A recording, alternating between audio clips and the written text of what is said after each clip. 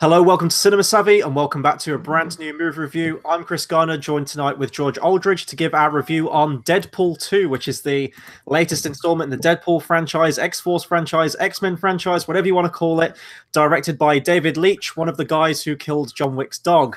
As a warning at the beginning, George, you're joining me tonight, but you're feeling a bit under the weather. Your voice is, it's there, but it's not quite there as it usually is. So, but nevertheless, you wanted to power through this review tonight because this is going to be probably one of our most divisive reviews on the history of the channel. You voiced your opinion on, because you saw this movie earlier in the week when it was first released. I only got to see it yesterday. So you've been sitting on the hate for quite a while. I guess I've just given away what you think of the movie. But no, this is going to be a fun one tonight. If I can talk through it, I shall. Maybe Ryan Reynolds has stripped my speaking powers away. No, it's the dark sort of brooding voice. You're going with the DC universe on this one. Oh yeah, that was so dark. I should be in DC. Oh look, another DC joke. That's not even me talking. That was the Deadpool film. Yeah. We don't have a schedule. We know what's spoilers and what's not. There's no plan. But one good thing to do would be to talk about the first Deadpool film. Yeah. Absolutely, yeah. So Deadpool was a weird experience. The first time, I think it's important to establish that before the first film, I knew the character. I'd read a lot of the comics, a lot of the famous ones, and I really enjoyed it. And I watched the film for the very first time, and it was only what two bit years ago now. Yeah, it was 2016, wasn't it? Yeah. And I went with a load of my mates, and the first time I went to this film, I thought it was hilarious. And I thought it was one of the funniest things I've seen in a long time. And then I watched it again. And not a single joke landed, maybe one or two. And I literally sat there thinking, what on earth is this piece of crap? And it did nothing for me. And I was quite disappointed because I loved it so much the first time. And very rarely do I dislike a film. I think that's one other thing to say.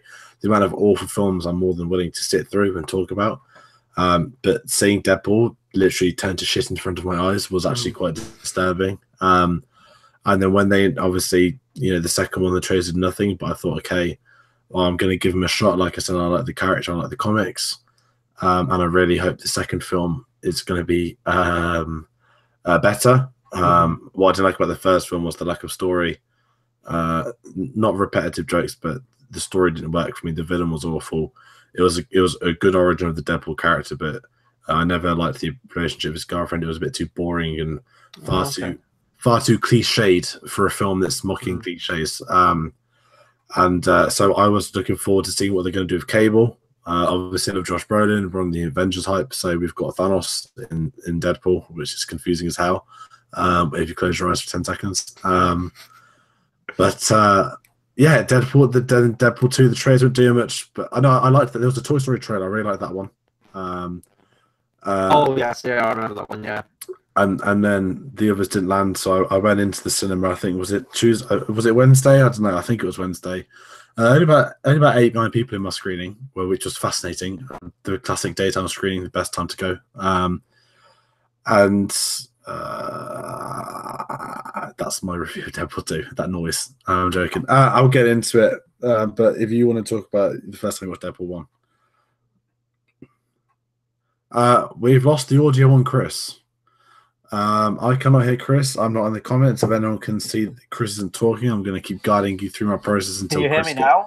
There we go. Chris I've switched it to my built-in audio, so hopefully it doesn't sound completely dreadful. Is that okay? Yeah, it's fine. It's fine. I can hear you fine now. Awesome. My take on Deadpool 1 is kind of similar to you, although I think you come down on it like thunder a bit more than I do. First time I watched it, I saw trailers when the leaked footage came out. I thought, okay, they're going in the right direction this time with Deadpool. But even so, before then, I always liked Deadpool, but in very small doses. Like the 1 minute, 2 minute trailers that come out, that's fine. But can he carry a full movie? And I actually really enjoyed the first Deadpool movie when I first watched it. And this might be a thing with me with comedies, but I might be in a minority on this. When I see a comedy, comedies are always better when you watch it with a group of people. When I tend to watch a comedy film on my own, it could be the funniest comedy film. It could be like a film that I absolutely love. I don't really laugh on my own when I watch a comedy, which sounds really strange to say. I might chuckle at some points, but when you're with a group of people, you kind of feed off everyone else's energy. And I guess I kind of had that with the first Deadpool movie. Went to see it with a bunch of friends. It was a packed out screening. I remember we got there and we thought this movie won't be a hit. Like, I can't remember what it was opening against, but we thought we'll get in easily. It was a sold out show. The following showing was sold out. We had to go to the one after that, and even that was a packed out audience. Everyone was laughing. You could tell like the hardcore comic book fans in there were like getting the sort of references. I had a really good time with it. I think I went to see it a second time with another friend again. You know, you're feeding off the energy of your friends. Still enjoyed it a second time. And then I watched it when it was released on Blu-ray, and it didn't hit with me. You know where all the jokes are coming. You've seen the jokes now. When you first see it that first time, everything's fresh, everything's new. So obviously you're going to have more of a reaction with it. So it has lessened, and I haven't watched it a fourth time since then because I kind of want to preserve it as it is. And with Deadpool 2, the trailers were coming out, and you know some of the jokes were landing, but I think the novelty had wore off a little bit with me. I still laughed at the trailers and things like that, but it did get to the point where when they were cranking out loads of the material, the featurettes and everything like that, it did get to a stage where I think I was coming more to your way of thinking, like that, you know, it's easy humor, it's a bit juvenile, blah, blah, blah. And yesterday I had a double cinema day. I'm going to immediately date this episode, but it was the royal wedding yesterday, and I was having none of it. So I just thought, you know what, I'm going to spend the entire day at the cinema. Went to see Infinity War for the third time, and then follow it up right with Deadpool. I can say that I was absolutely Josh Brolin'd out after yesterday. Obviously, Thanos, I got the trailer for Sicario 2 before Deadpool, and then I had him in Deadpool 2 as well. If I'd come home and watched The Goonies, like that would have just capped it all off. But if I'm going into Deadpool 2 now, I was really surprised with this. I was kind of going off your review and a lot of other people's review as well, saying it's not as good as the first one. You know, a lot of the jokes don't hit. I think you were a lot more angry at it than what you may have needed to be. You said that, all the humor's terrible. All of it is DC references. No, I think there's about comic book film references. Oh, I thought you said DC. I was going to say there's about 2 DC references in the movie, and that's it. But to me, it hasn't broke the mold. If you didn't like the first Deadpool movie, you're going to hate this one too. It's pretty much exactly the same thing. If you enjoyed the first Deadpool movie the first time around, you're going to like this one as well. It's the same kind of humor. It's very juvenile. It's very sort of like teenagery. It's very crude. Comic book movie references in there as well. And it is what it is. It's a tongue-in-cheek movie. I had a good, entertaining time with it, and it definitely did sort of lighten the mood after watching the ending to Infinity War for the third time. Don't you just wish Thanos could click his fingers and one of those would go away? I do have a slight bit of echo on your headset. I was going to say no. Right, okay, I'm going to switch it to the other one, see if it works this time. I can agree that I think with Deadpool, like the one other thing is I haven't read any of the comics since I watched that first film, so I kind of wonder how I'd allude to that. But I think my issue is that they do such a good job of the marketing, and so if anyone's seen it, the David Beckham video they've done recently, that was very smart. That's the kind of Deadpool I like. But when I sat into Deadpool 2, I'm not spoiling it by giving jokes away, but the amount of Avengers, DC, other comic book property jokes, there was all of them. And in the first one, it takes the piss out of Beckham outright. We didn't really get any of that in this film. And the issue I think I have with this is there was rumors, obviously, when I forgot the name of who directed the first one, but he walked out because he was having I can't hear you, Chris, if you're trying to talk. But he had creative differences with Ryan Reynolds, so he walked out before filming, in which they brought in David Leitch. And then there was not so much a blip, but it was kind of worrying that the director who kind of, I mean, the original test footage was amazing. I think he upped with that as well. Reynolds, no one knew if there was an ego play. Some issue, there was dramas with the budget that I think they almost trebled the size of the budget for the new film. So there's gonna be more set pieces, more stuff like that. But whereas I think the first one works with the low budget because it meant more emphasis on the characters. And with this, I got a sense of 22 Jump Street, that 20 Jump Street knew it was a comedy sequel. New comedy sequels don't usually work out well, but that did a fantastic job of doing that. Whereas I think with Deadpool, like when the jokes they did, they felt like, okay, the first film we just went balls crazy and did all this. And the second one, there's so many Marvel films out now. Let's keep targeting the same properties. The problem is the humor is that I love comedy that mocks people, that takes the mick out of people. I can get close to the line and stuff, but when it's repeating the same one, like how many Avengers jokes did I need to hear in 90 minutes? Why not make one joke which would have been funny and then do another one elsewhere, that's not related to that, but it's as funny with something else, someone else. And I felt like it was just written really easy, that they didn't take any risks of what they were doing. There was the two best scenes are the two scenes where the comedy is actually ballsy and unique, and it's a shame you don't get more than that, which would have worked. But I don't know, something felt really off for me watching this film, and I know I'm in a minority. I'm not going to hide from that. It's normally the other way around with us too. But I think one of my biggest issues is the writing for this film, and I think that yes, okay, I'd love Ryan Reynolds, and he is Deadpool, but I think there should be a limit on how much power an actor producer can have, and to fall out with a director and stuff like that, I think that has impacted this film. That being said, Josh Brolin is the best thing about this film by a million miles. I can't hear you, Chris. Chris is trying to talk still, so I'm going to carry on. He is now the one with no voice. We have a Chris.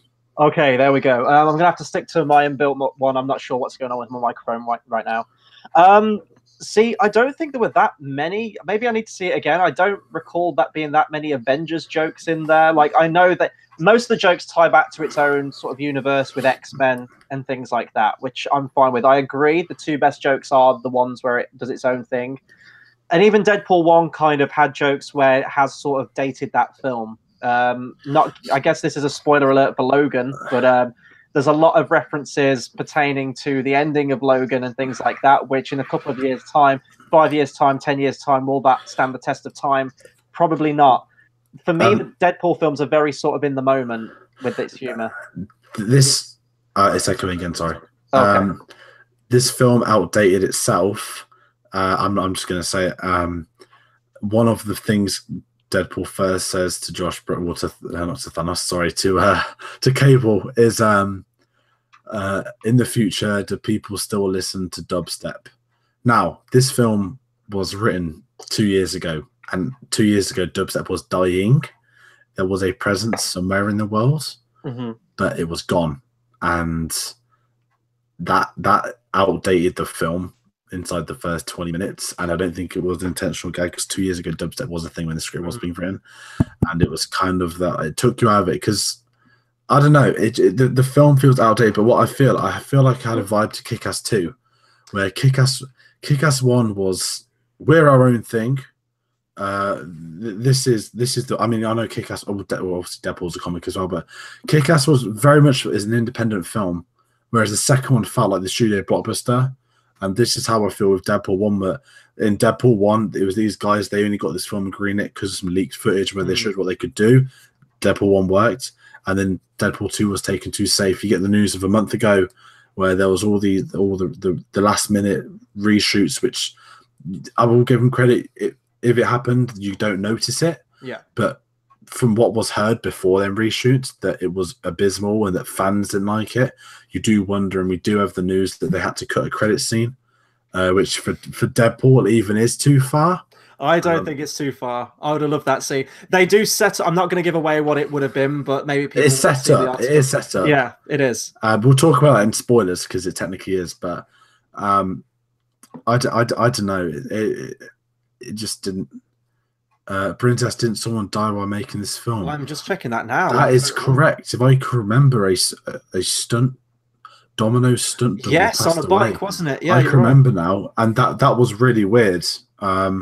No, I mean it's tragic in a sense, but there was a humongous court case after, I think, with this film where they claimed that the stunt double was untrained, and there was a big drama. I don't know if it's still happening now, but I want to thank him for reminding us. I think, did we report news on that when that happened? Yeah, we did. Yeah, it was one of the news things, wasn't it? Because it was quite a big story, I think, especially for a sort of film of this magnitude. I think I remember in Transformers films in the past, someone crashed one of the cars and had like brain damage and stuff. So it does happen, and I think I just remember again like the stunts some people do. And in this film, you can kind of see that there would have been some. There weren't many stunts, but there were some which you would have understood. Like I've just found the name of her, Joy Harris. It says an accident during filming on location at Shaw Tower in Vancouver caused the death of stunt woman Joy Harris. Yeah, and I think that was the car chase. With Domino. I'm trying to think what we can like sort of springboard onto next with the discussion. Really, we talked Brolin. I'm going to go on to Brolin a little bit.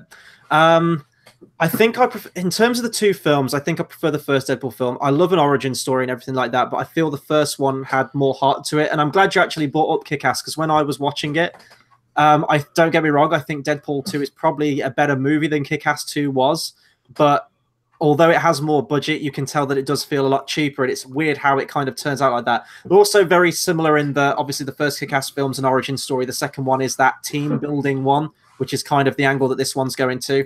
A lot of people know, but this movie is building towards an X-Force movie. And I think in terms of like the future of this franchise, it's still very much up in the air at the moment. I think Ryan Reynolds wants to do a Deadpool 3. Half of the people want to do a Deadpool 3. Most of them want to do an X-Force. Some want to do an X-Force film first and then a Deadpool 3, but obviously with this Fox merger that's going on, which I don't think's actually been 100% finalized at the moment, because I think someone else has outbid them, aren't they, at the moment? It takes, apparently, so they agreed the fee in December, and apparently it can take between 1 to 2 years to complete a merger of this magnitude. I'm not a business student, so I don't know the finances, but from what I've read online from like websites that do business studies, there's talk of a third party and making a bid. However, let's be honest, they aren't going to outbid Disney, are they? Yeah. I do know though that they interviewed Bob Iger and Kevin Feige and said what would happen with the properties. Immediately they said X-Men we don't know about, and they said Disney doesn't release R-rated films. What would you do with Deadpool? And even Bob Iger said Deadpool is something we would leave untouched. If we were going to make a Deadpool film, it would be a Deadpool film. So, you know, and I think if they're being smart, they shouldn't announce Deadpool 3. They should wait until the merger, and then they'll be given access. I mean, of course, they've got access to make jokes now because you can. They can't do you for that. But it would be far more interesting under the potential within the Disney deal of what they're allowed to do, because if Disney want to give them a higher budget, they easily could. But I feel that Deadpool under Disney would just work. Yeah. I don't know. I mean, he could make a film about that film. But I think with the merger happening, that Deadpool is safe and it's going to be X-Men that get the job. Yeah. Which I think, in all honesty, I'd agree with that. I might not have liked Deadpool 1 or 2. However, I would not want to see anyone else bar Ryan Reynolds, and I wouldn't want them to change the costume, do a style, hire Tom Holland. I wouldn't want any of that. And Deadpool's the kind of character where even if you do reboot the entire X-Men universe, you know he's going to have a joke in there, but he's the one character that can sort of bypass all that stuff and sort of transcend it and poke fun at it. So absolutely, I agree with you there. Yeah, I was going to bring up Brolin. I really liked him in this film. He didn't get as much... It's weird because the plot revolves around him, but I expected to see more of him in the film, if that makes any sense.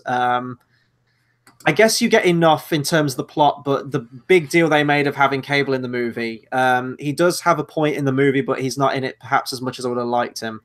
It is very difficult post-Infinity War to not hear or see Thanos. I guess that's just, you know, the way it's going to be. And it's very difficult to talk about anything else in this movie without going into spoiler territory. I think the first movie had more heart to it. You mentioned at the beginning that you didn't like the whole relationship angle with Deadpool and Vanessa's character in the first film. I actually really liked that, and I thought that was sort of the emotional crux to the movie. And it's a similar thing in this one, maybe not to a greater degree as the first film. It's very difficult to talk about this without giving anything away. Yeah, it seems like it's the typical sequel syndrome. Like, you've got to go bigger, you've got to do more. And I don't know if that was the original reason that Tim Miller, the director, fell apart with the project. I think he wanted to keep it to a small budget, didn't he? But Ryan Reynolds wanted more, or was it vice versa? I can't remember. It was one person wanted to like take all the money and do something major with it, and one person wanted to keep it reined back like the first movie. Tim Miller wanted it like the first. Oh, okay. Yeah. And then I think they clashed. And I know Ryan Reynolds has a lot of creative power with Deadpool. We all know that they all leaked the test footage, which was great because at the end of the day, that did enable the film to happen. But there is something, I don't know. There's something off about that, Tim. There's probably still more news to come out in the future about this. But at the end of the day, he's signed on for Terminator film, so really, who wins? Absolutely. I think, was it David Leitch? I think he did a great job with this movie, though. It feels in the same universe. It feels in keeping. He kind of puts his own take on it. If I'm going to go into any more negatives, I really like this movie. There's a lot of surprises. That's why we're going to save it for the spoiler section. I think that the film opens very strongly. The opening title sequence, which I'm not going to give away, I absolutely love. Great soundtrack to this movie as well. Amazing soundtrack. I might even buy the soundtrack. When it hits the second act, the pacing really slowed down for me quite a bit. And then it kind of ramped back up towards the middle of the film after that and towards the end. But there's a big chunk in the middle where I kind of did start to tune out a little bit. Not every joke hits. It's kind of like the first movie where you are getting rapid jokes every couple of seconds. Some of them don't hit, but in a few moments, one of them will, and you'll get a chuckle out of it. That's kind of all of my thoughts summed up. From a visual standpoint, the action is pretty impressive, but there are some moments where the CGI, no joke, is among the worst I have ever seen in any movie. I'm talking about like original Spawn movie, Scorpion King from Mummy Returns kind of level of CGI. I guess you can kind of let that slide with Deadpool because he'll announce it. He'll say like giant CGI battle or something, or cue the CGI. So they kind of get out of it that way. And also Deadpool makes no bones about it being sort of like a mediocre movie in terms of what it is, very tongue-in-cheek. But I don't think that visual effects guys go into it going, you know what, we're going to make some absolutely shitty effects right now for this action scene. Like, I don't see anyone working in that industry going in with that intention. Maybe it's a limited budget. Maybe it's something to do with reshoots. As you said about the reshoots, I couldn't place which parts were reshot, which bits were added in. And to go in very late in the game, especially fans of the character, saying they hated the movie, I don't know. Maybe it's something to do with the ending, the mid-credit scenes, perhaps pertaining to something with that. I don't know. But yeah, that's kind of my overall review on spoiler-free for Deadpool 2. Other than that, I had a really good time. If you like the first, you're going to like this one. It's fun. I'd still recommend people going to see it. My overall thoughts. I can't turn around and say like I always do. There's nothing else on. Go watch it. Avengers is out. My message to you, Chris, was just go watch Avengers twice in a row. And that's what I'd have rather have done. I don't know. Deadpool 2. If you like Deadpool 1, you're probably going to like it. If you like comedies, and go watch it. Go check it out. If you like Josh Brolin, go check it out. If you're on the Avengers type, then stay away, because no joke, every single time he speaks, you only see Thanos. There's a scene where he's torturing. Well, I say torture. There's a scene where he's interrogating someone, and they don't put the camera on him, and all you can hear is Thanos, and you're like, "Whoa, is this like his other backstory? Is this Infinity War Part 2 already?" It's very disturbing, and I think Josh Brolin's fine. He is a good Cable. I don't think he's who I would have cast as Cable. No, same. So having him in the same two blockbuster films that Critic City 1 and 2 in the box office is very, I don't want to say cool, but it's not underwhelming. It's just, I don't like the timing of it, and it feels like it should be a joke, but they only make one small Thanos dig, whereas you feel like they could have made more. But Deadpool 2, the action, I wouldn't even say the action's that good. They make a joke of the best Deadpool action scene is still from XMen Origins Wolverine. Who'd have thought of that? 2 Deadpool films down the line. There's not too much action. You're not in it for set pieces. You're apparently in it for character development. You don't get much of that at all. Deadpool fails what he normally does. Instead of being the film that's taking the mick out of the cliches, it becomes very much a cliche of the team building. There are 2 fantastic scenes, one of which is maybe one of my favorite scenes of the year. I give it credit for that. However, if you just want to switch your head off and just chill out and watch a film for an hour and a half, you know what? Just do it between now and Thursday, and then there's a Star Wars film out to watch instead. That's all I can say. Right, my bet is that it's currently getting rated lower on Rotten Tomatoes. Not that Rotten Tomatoes does count. Star Wars is currently rated lower than this, but it will be better than this. And I don't say that lightly. I've not been one to hide from my Solo opinions. But I mean, the only thing Solo's now missing is Josh Brolin to complete the trilogy for this year. But I think if there's nothing else on, I think it's interesting that, I mean, we're doing it on a Sunday, so we've got the opening weekend stats. It's opened with less than Deadpool 1 internationally. It's opened slightly higher, but this is not going to scratch the money the first film made. Deadpool 1 was like an event; everyone went. Yeah, I was there opening day, and so many people went. Aren't even in comic book films. It was great, and I think maybe the character's been oversaturated. That might be one of my issues with it. Over the last year or two, it's all the fake people. It's the ones that say they're Game of Thrones fans only when Game of Thrones is on air. It's those ones. They've been everywhere, and I feel that the last 2 years, Deadpool has been too much. There's been too much Deadpool elsewhere, which maybe has affected my opinion on that first one and on this more. But it would be nice if the characters disappear for a year or two, but that ain't gonna happen anytime soon. well, I mean, he disappears, 2 years in between. It's unfortunate that we get Halloween though every single year, and you're always going to get some dickhead dressed as Deadpool, essentially. Yep. So as you can tell, like we differ on opinion on this film. Like, you think that it's worse than the first film. I think it's more or less the same as the first film. If you enjoyed the first one, you're getting into more of the same thing. If you didn't like the character in the first one, didn't like that, there's no point in seeing a Deadpool 2. With all that being said, we're going to get into our spoiler-filled review now. So I think a lot of people in the comment section right now actually haven't seen the movie. I know that some people say they're not in a rush to see it, but like, we're going to give this whole thing away. So if there's any like fraction of you that wants to see this movie, tune out now, go and see it, come back to us and skip to this section of the film. Yeah, because we're going to go right into spoilers right now, probably starting with the team building aspect of this film. I want to talk about this. So when the trailers originally came out, and like I heard rumors, they're building to X-Force, they're going to have all this team in there, I was really worried that this was going to detract from it being a Deadpool movie and from the focus being on Deadpool and continuing his story from the first one. And I got to the ticket booth and I asked for one Deadpool 2, and the guy behind the counter was saying, like, have you seen it yet? Is this your first time seeing it? I was like, yeah, first time seeing it. He says he got an advanced screening of it, and he said, what did you think to the first Deadpool film? I was like, I liked it. And he said, what was your opinion on Guardians of the Galaxy 1 versus Guardians of the Galaxy 2? And I said that 2, for me, felt like they were phoning it in a lot. It didn't feel as felt a little disingenuous compared to how they acted in the first movie. He said, then you might have kind of the same opinion on this movie. And I expressed my concerns about the team building aspect of it. And he just went, I wouldn't worry about it. I wouldn't worry about it. Just talk to me after the film's finished and tell me what you think.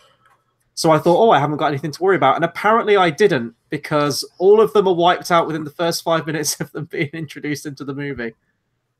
Now I will say Terry Crews has always been not one of my favorite actors. That's very not that, but Terry Crews is one of the most lovable human beings. Personalities. Yeah, like when you're younger, you're watching Everybody Hates Chris. He's in that. Then you know him as the memes from White Chicks, and then you've got Brooklyn Nine-Nine.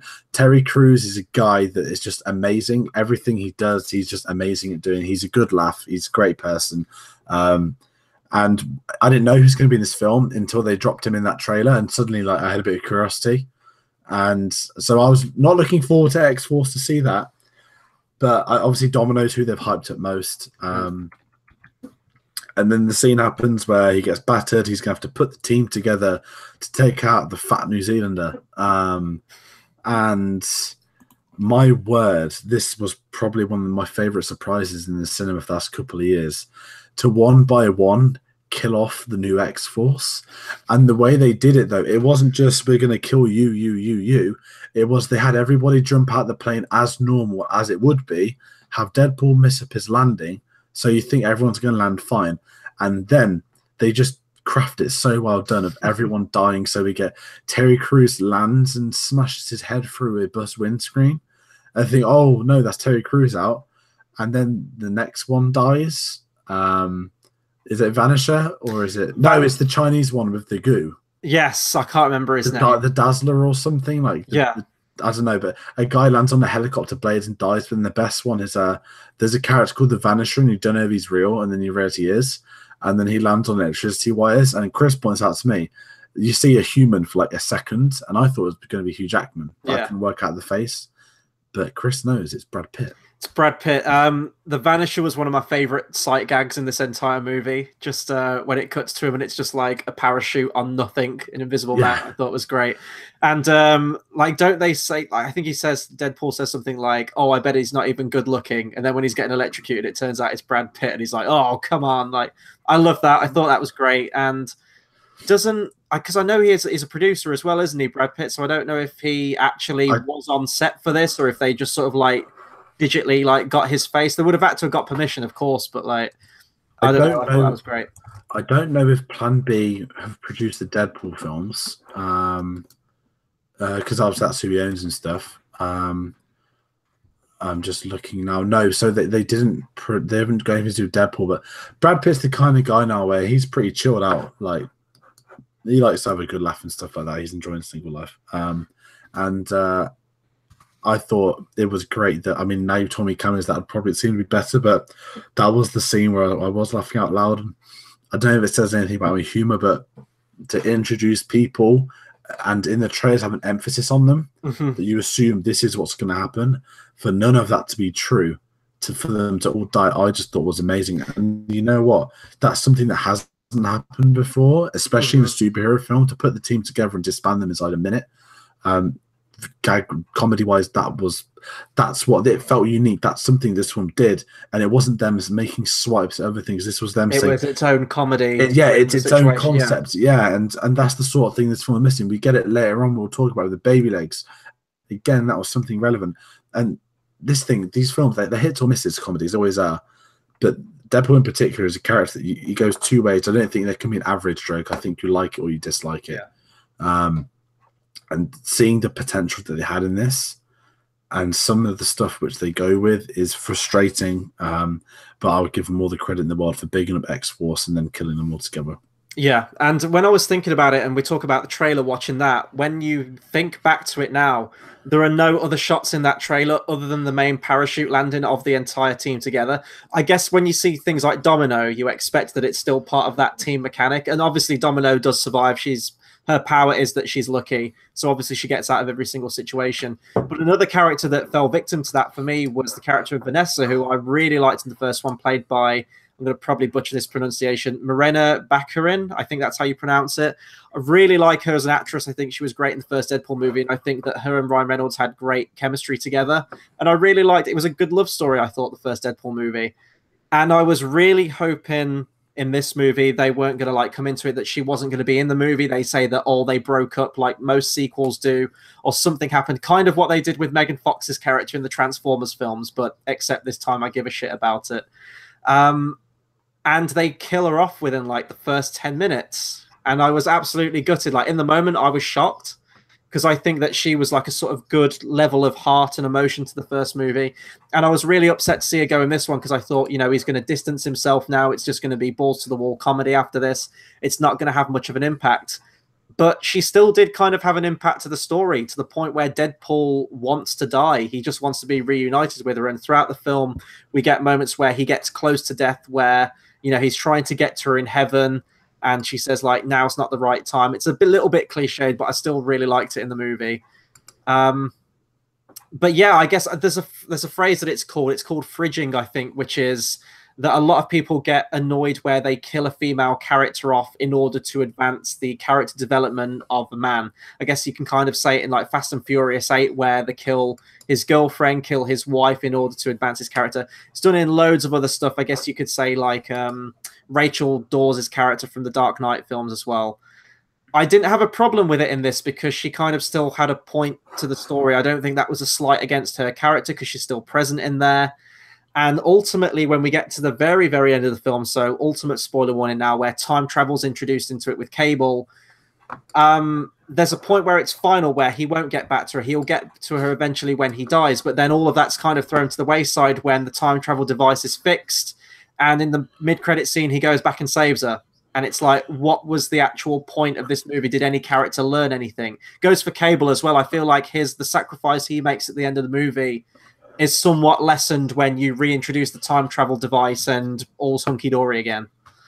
This didn't confuse me, but to put the Deadpool bit in the mid-credit scene, you don't know if that's a gag or if it's this was my issue. If something was that, because that is an important moment if it is going to be canon. So is she dead? Is she alive? I mean, in theory, she's probably alive, but I think she's alive. That shouldn't have been something which needed to be in the credit scene. But also, if they're going to fix Cable's device, shouldn't you go straight back to the future? Oh, sorry. So it's just one of those frustrating things. The credit scene, the way it was done, it would have been better if they just didn't have her come back to life. It would have been better if they had a gag of him killing Deadpool and X-Men Wolverine, him shooting Ryan Reynolds when he got the Green Lantern script. They were the official two, and then there wasn't an after credit scene. No. So what the after credit scene was going to be was Deadpool going back in time to seeing baby Hitler at hospital, and apparently what would happen is that he would pick up the baby and choke him to death, and the camera would zoom out to then see the words Hitler. Now, I like my comedy. I think that's brilliant. I think they should have kept that in. That's just something for a film company. They can't keep that in. Not for a $200 million to strangle. It's not the gag. It's strangling a baby on camera.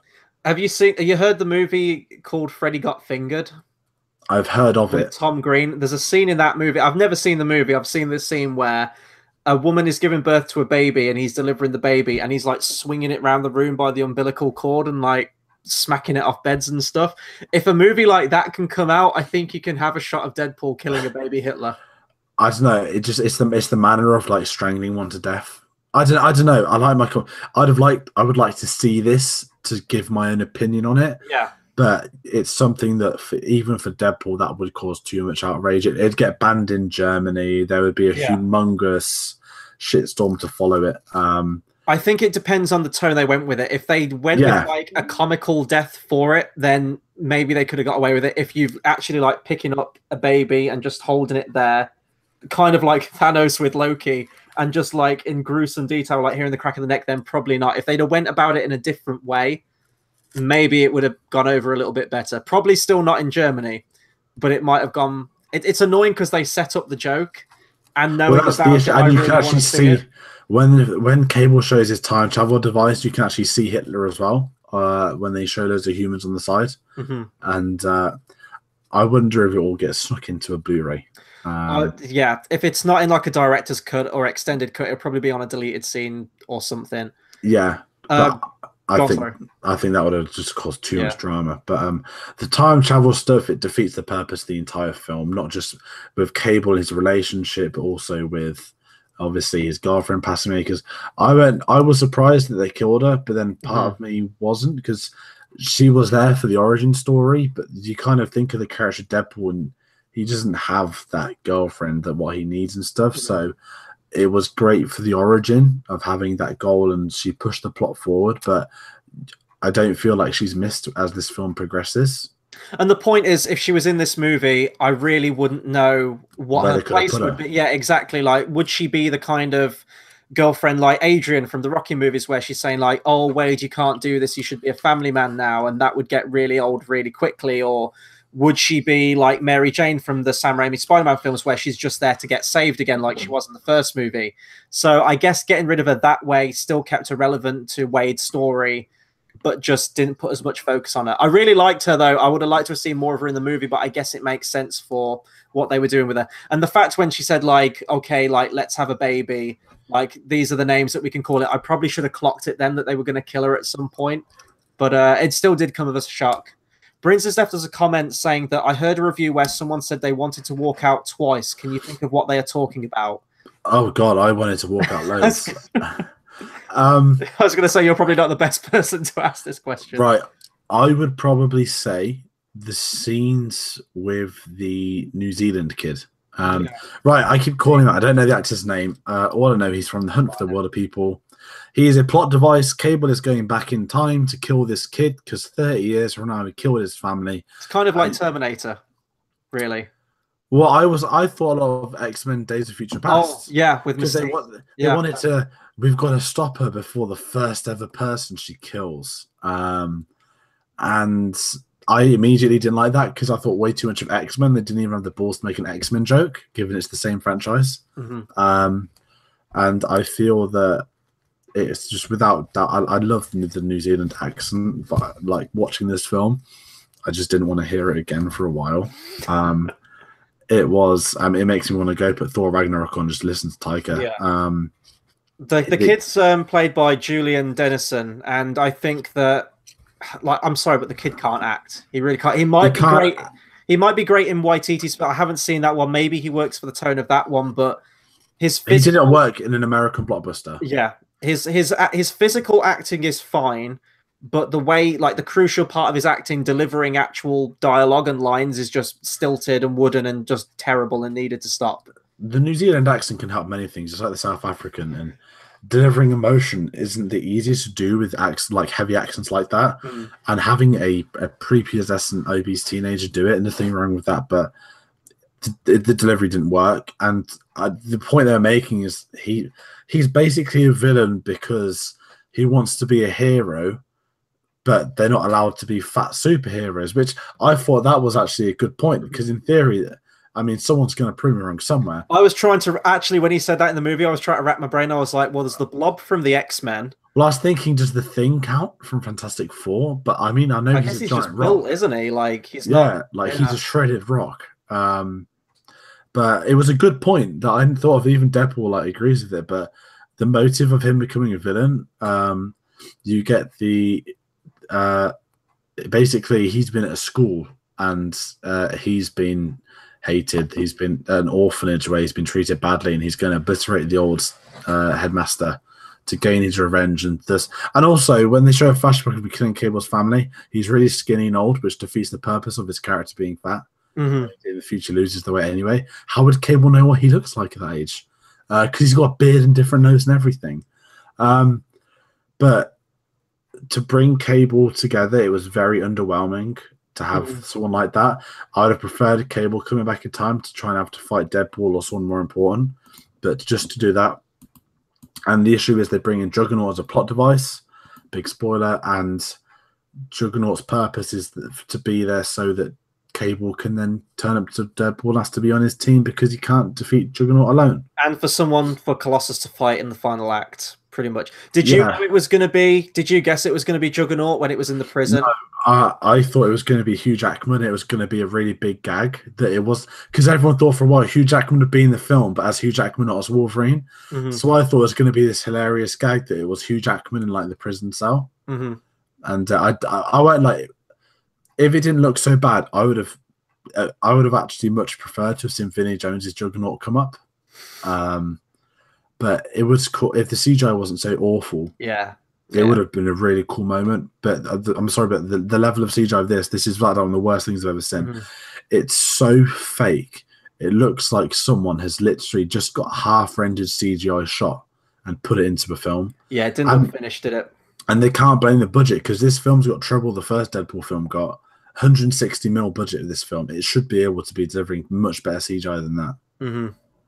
Yeah, no, I agree. I guessed it was going to be Juggernaut. I swear to God, I heard rumors, like really like whispers, that Juggernaut was going to be in the movie somewhere. But when it comes to the jail cell and they foreshadow it, I think even Deadpool in the movie says like this is obvious foreshadowing, where it's kind of the same security setup as Vinnie Jones from X-Men 3. You've got this like really built like metal cell with guards standing outside, and when they said like it's a prison and you know it's heavy security and everything like that, he's a monster, I think they say. I guessed it was probably going to be Juggernaut because I just couldn't think of anyone else in the X-Men franchise that would fit the bill. And it's a weird double-edged sword, because I really like the initial appearance of him, not the CGI on him, but the appearance of him. I like that he was much bigger than everyone else. That's kind of what Juggernaut is. I like the costume a lot more. The helmet looked more like Juggernaut. And they stay true to the comics. They say that his brother is Professor X, which is right off the page. The problem is when it's the visual effects, it's just how the character looks. I don't think there was a need for him to be in CGI. I know that some scenes you would have had to have CGI'd him from a distance. And I don't know how much of this was CGI. I think in the very final act, it was completely CGI. Maybe at the beginning, they blew someone up. And actually, I think I'd read somewhere that the face of Juggernaut behind the mask was actually Ryan Reynolds. And they took like a model for him and like blew it up and distorted it and everything like that. Yeah, he was kind of a throwaway. He is just there for a CGI punch-up. That is entirely all he is in the movie for someone to fight. Because besides that, there's no real all-out villain in the movie. You've got the headmaster of the school, but he's really incidental and only appears in the movie a little bit. Cable initially shows up, and he's more of an anti-hero by the halfway point of the movie and not really the main focus of the villain. To me, Juggernaut's just there as that henchman to beat up, and that's it. Whereas in the first movie, you had Francis, who was the end goal. He was the act of revenge that Deadpool wanted to get. So I think, although I didn't like Francis in the first movie, I think in terms of a structure, there was more there with Francis in the first film. He was connected to the story, and it was a story you cared about. Yeah. Whereas in this, it was, did anyone care for the kid to get better? Did you care that? Did you really care that Cable needed to kill him? No. I feel that when they made the choice, I literally get what they're doing. They wanted a chubbier person, but Fire Fist is his villain name. I don't know if that's a real X-Men character. I'm assuming it is. Yeah. But you'd have thought that for something monumental to bring Cable back, they could have easily had a much bigger villain. It doesn't need to be someone you know, but it needs to be someone that can impact the story. But having a teenager immediately limits this. It's like the prequels of Anakin. Episode 1, it limits everything they could have done with Anakin by casting a 9-year-old boy, and this having a 15-year-old. I feel that was one of the biggest mistakes this film had, was that you knew that he can't be involved in a fight. He has to be protected by one, with the other trying to get him, and then at the end you knew he would turn good. I think had you have got a better actor for the kid who could like act. I mean, Brinsley in the comments said that he was really good in Hunt for the Wilder People. Like, I'm not going to argue that. I haven't seen the movie. I'm sure he is, but in this he didn't work. I think had you have got a better actor for the kid and you connected with the kid more, it would have vastly improved the movie because you might have given a shit a little bit more. But I just couldn't stand this kid for like every scene he was in, so it was very difficult for me to, you know, feel bad for him that he was, you know, beset upon and, you know, everything like that. I don't know. Another thing that frustrated with the movie as well is the continuity. Now, the X-Men movies have always shied away from their continuity. It seems like every new director that comes on board doesn't watch the previous movies. And we get that with this one as well. We talked about the Vinnie Jones thing with X-Men 3, but then we're meant to infer that X-Men Origins is still part of the canon because it's referred to directly. Logan's part of the thing. But the Wolverine isn't, apparently, because we have Yukio in this movie. Now, I've only seen the Wolverine once, but I think she was a pretty big pivotal character in that movie. She was sort of working alongside Wolverine's character in that one. And in that first movie, she was played by, let me just find the name, Ryla Fukushima, and I actually really liked her character in that movie. In this one, we get Yukio again, played by Shioli Kutsuna, and completely different character, like absolutely from the ground up. Nothing about her character in this is the same as her character from the other one. They don't even reference the fact that she's meant to be in the same one. I guess with a Deadpool film, you're not meant to care about continuity and everything like that, but it is frustrating. Like, Fox keeps doing this. They had their chance with Days of Future Past to make everything right, and they've continued to fuck things up after it's come out. So I don't know. That was just a thing I wanted to bring up in it because it annoyed me at the time when I found out that she was the same character.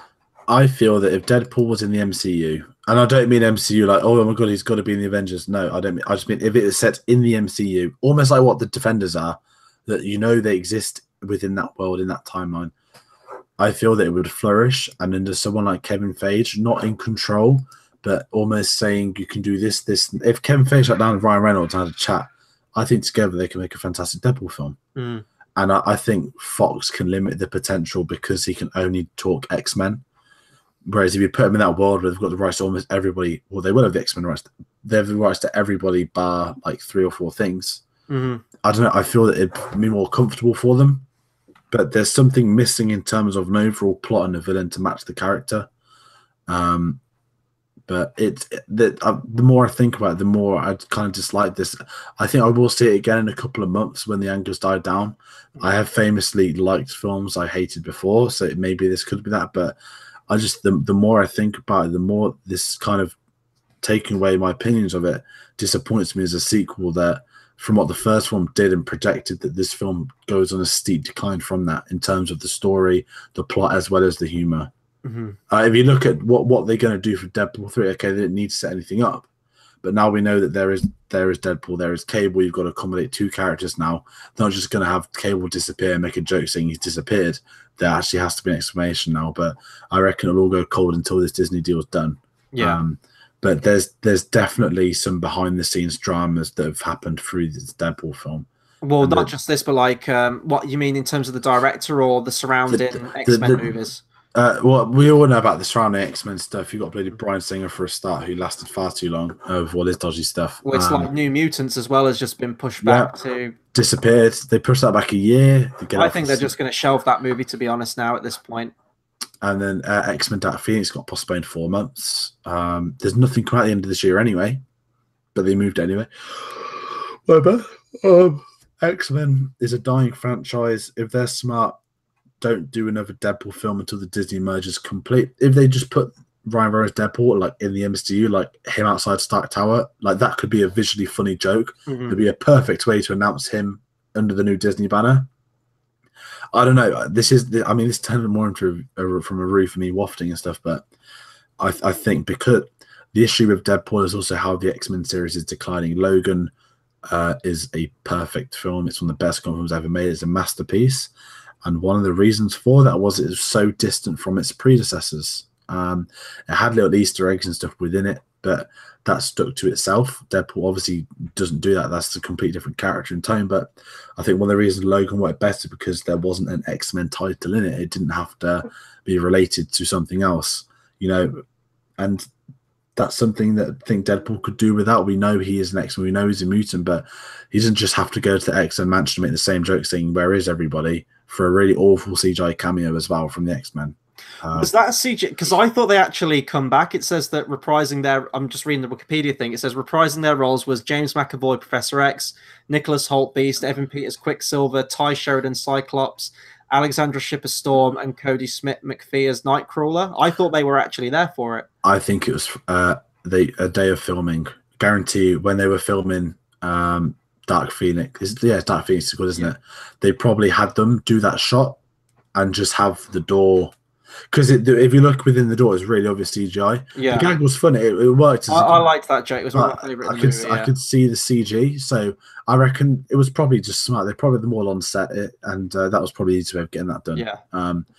But do you know what I mean? They're like, because they did the old X-Men jokes. Like, what can they do again? He needs to go to the X-Mansion again. Yeah. And also that begs the question that why isn't Colossus in the new X-Men film?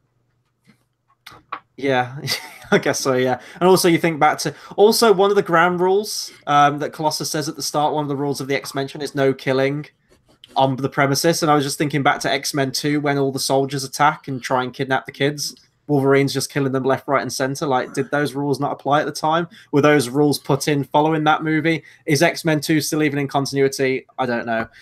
Ultimately, the point is, I guess we'll go into overall opinions now. Does the continuity thing matter? No. Does the fact that the movie, narratively, once you get to the mid-credit scene, it kind of undoes all the sacrifices and the journeys that all the characters have gone on? Does that even matter? For me, not really, because Deadpool is just a bit of fun. It's a bit of tongue-in-cheek, fun action romp with Ryan Reynolds, who's great as Deadpool. Bit of humor, your references are in there. Switch off your brain and just have fun with it. And that's kind of what this movie is. I think the first one is a great origin story for the character and is probably a better movie overall. I liked it with a smaller budget. This one, I still had fun with it. It wasn't as bad as I expected it to be. I was expecting just an absolute shitstorm of a movie. And what I got was pretty much more of the same of the first one. Same kind of jokes, same writing team on there. But it didn't quite hit with me as much as the first movie did, but I still had a really good time with it. And ultimately, if that's all you want from a Deadpool movie, that's exactly what you're going to get. It doesn't try and break the mold. It doesn't try and do anything too different. It is more or less just a bit of the same. And I guess it had been a while since I'd had anything Deadpool related. I had good fun with it. And it definitely relieves sort of like the emotional distress of seeing Infinity War for the next time. Would I rush to see it again? I'd probably see it a second time, but I'm in no real rush to watch it again. And I was kind of like that with the first Deadpool movie anyway, so it's nothing new there, really. It's my final thoughts is the same as earlier. If you want to just go chill out, rack your brains until Han Solo comes out, then go do it. Let's be honest, if you're going to watch Deadpool, the likelihood is you've probably already watched it by now, and you know you're going to watch it regardless of what people are telling you to do. Deadpool has a big community of fans, so all I'm going to say is just go see the film for yourself. If you like it, you like it. If you dislike it, you dislike it. I've seen a couple of people that liked it, some that have disliked. My bad, Ooh, anyway. I've seen a couple of people that like it, some that dislike it. It encourages debate, which is a good thing, but also it might help prep their future films. But at the end of the day, if you want to switch over, just do it. It's worth it for Josh Brolin at least. And the final thing I'll say, I forgot to mention, the surprise Alan Tudyk and Matt Damon cameo as the two hillbillies. Wait, was it Matt Damon? It was I recognised Alan Tudyk. Matt Damon in Alan Tudyk and Matt Damon was the one in the heavy makeup. Yeah, I didn't even clock it was either of them until after the movie. But yeah, just wanted to throw that out there. So that'll do it for our review on Deadpool 2. Be sure to comment, subscribe, let us know what you thought of this movie. Did you like it? Didn't you like it? Did you prefer the first movie? Anything Deadpool, Fox, or Marvel related, please do let us know. In terms of what's coming up, I guess today now, we're technically into Monday. We're in the early hours of Monday morning. So Monday evening, tonight, we will be going live for a new episode of Battle of the Brackets. It's easily our favorite show to do on the channel. And in anticipation for Han Solo, Star Wars story, we're going to be doing worst Star Wars scenes. We would try to rack our brains to think of a new Star Wars Battle of the Brackets to do, and we thought we've done best scenes, we've done characters. Let's go for worst scenes. Let's shake it up a bit. That's going to be a very fun show. That's going to be me, you, Dave, and Al on that one. And after that, we're going to have a review for Solo. We've got Jurassic World 2 coming out, so there's plenty of stuff coming to the channel. There'll be more trailer reactions from me. And I think in terms of announcements, that's pretty much everything right now, isn't it?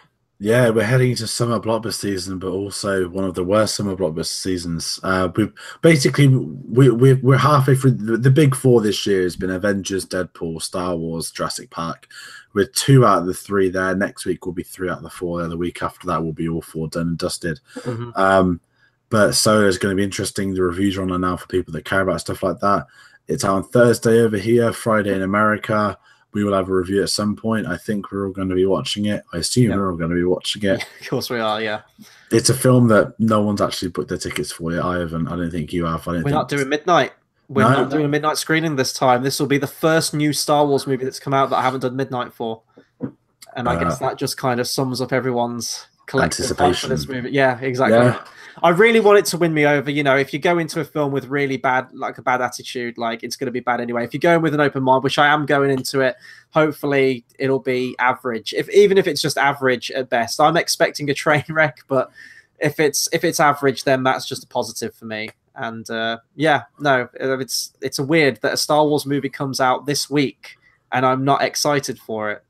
But we'll see how it goes. It might be good. So, yeah, that's all the stuff coming up to the channel. Thank you to everyone that's joined on the stream tonight, gave it a watch. And until the next video, which will be Battle of the Brackets, we'll see you guys next time. Thanks for watching.